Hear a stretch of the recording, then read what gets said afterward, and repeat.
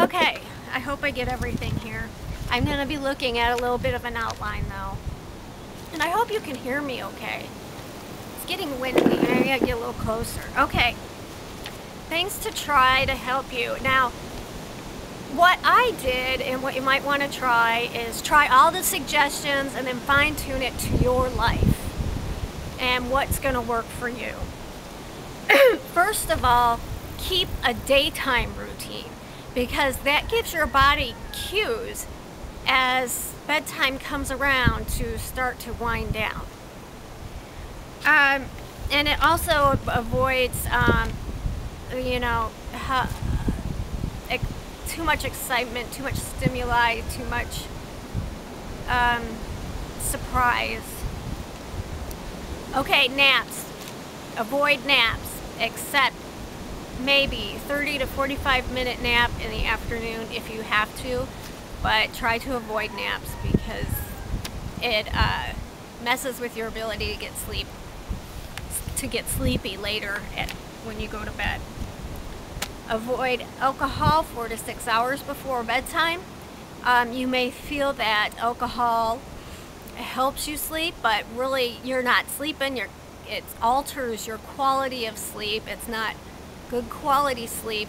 So it's really, even though you may be unconscious in some way for 8 hours, you really didn't get quality sleep, so you're not going to benefit from it. Now I know some people have like a hot toddy or something, and I don't see anything wrong with that, but any more than one drink before bed can actually have initially an exciting effect before it becomes a depressant. Caffeine, no caffeine 4 to 6 hours before bedtime. It's a stimulant. Heavy, spicy, sugary foods before bed. Light snack is usually good.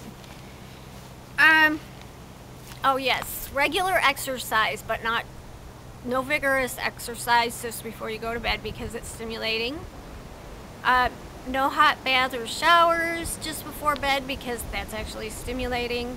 I think a warm bath or shower is okay. Make sure your bedroom and your bedding and your pajamas are comfortable and conducive to sleep. You know, everybody likes it different. Cool, usually a cool room. Like, one thing I have to make sure is that I don't have stubble on my legs and that my legs aren't touching. So I like pajamas with pants, you know, or sweats that go all the way down.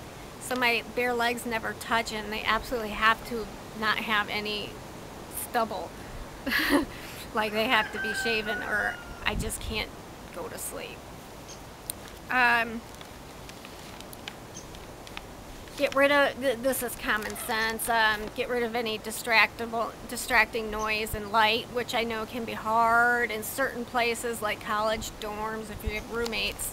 So if you could just explain maybe your situation, why sleep's really important to you, maybe that might help.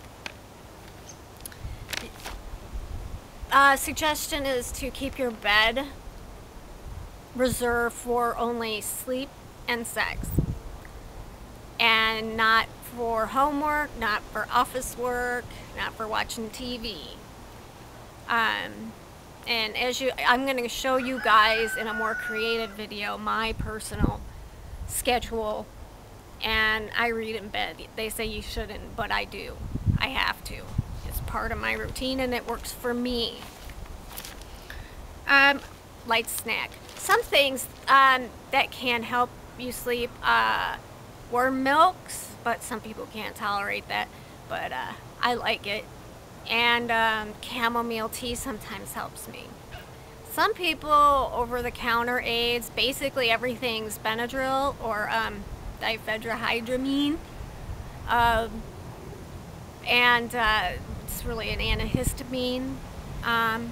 But you might want to talk to your doctor before you try that. Relaxation techniques.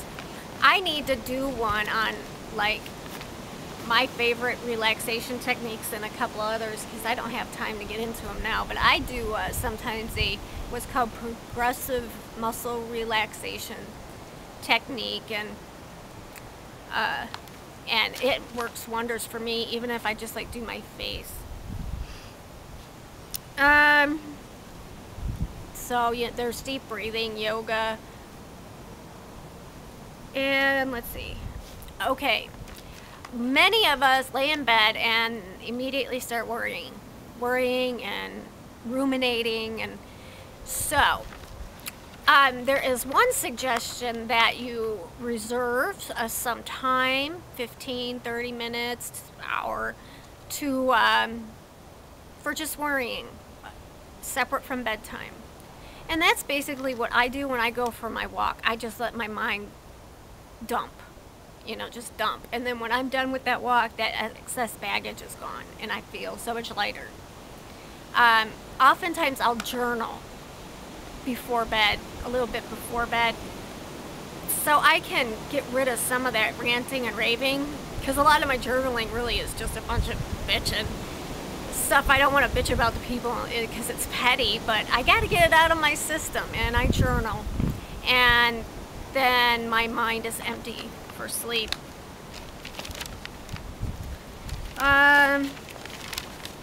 Let's see. Bedtime ritual. When bedtime comes, you do the same thing at the same time in the same order every night, and your body gets clued in, and it's like, okay, we're working on getting ready for sleep, and this each step your body gets closer to sleep. It's just hard to like be crazy through your day and yeah, and then boom, get into bed and expect to just crash. I mean, I know there are people like that, but most of us don't work that way.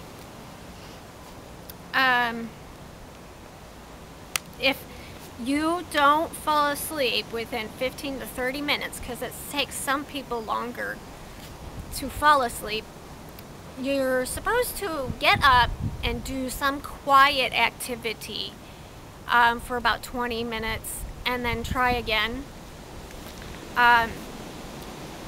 Quiet activity does not include TV or the computer. Reading, crossword puzzle, you know, just something not too stimulating. No housework, no homework, because that's just going to be too engaging, and next thing you know, you're up all night. Your goal is for relaxation and empty mind to get back to bed. No texting, no phone, you know, this is sleep time, we're working on sleep kind of thing. But they do say the radio's okay, because it's less stimulating than the others, I guess, because of no visual. Take care of any issues you have with like chronic pain, heartburn, hot flashes. Okay, and remember that insomnia can be a sign and symptom of mania or depression coming on, so be aware of your moods, and ask your doctor when they would like you to notify them how many nights you go without sleep that you would they would want you to notify them. I would go by like 3 nights unless I had some symptoms going on. I might call even earlier. And so be aware. And that is it for that. No, it's not. I have a little more, so I have to go through to another video.